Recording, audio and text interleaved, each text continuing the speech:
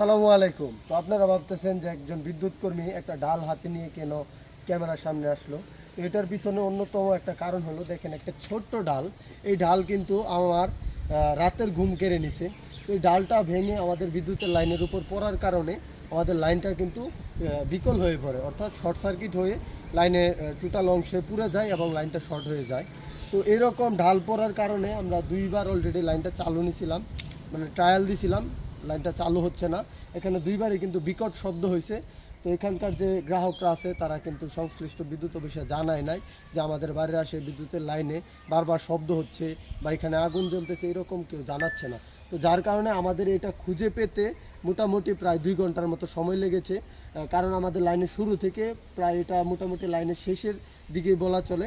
তো এখানে এসে আমরা এই ডালটা পেলাম যে এখানে লাইনে শর্ট সার্কিট হয়েছে। তো এখন ওনারা বলতেছে যে এখানে দুইবার শব্দ হয়েছে। তো তো আমরা এখানে এই লাইনটা ডালটা ফেললাম এবং যে সমস্যা ছিল এটা সমাধান করলাম।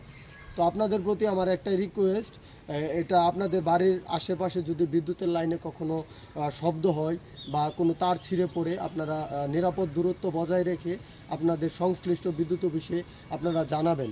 তাহলে হবে কি আপনারাও নিরাপদ এবং বিদ্যুৎ সেবাটাও আপনারা দ্রুত সময়ের মধ্যে পেয়ে যাবেন। সকলকে ধন্যবাদ। আসসালামু আলাইকুম।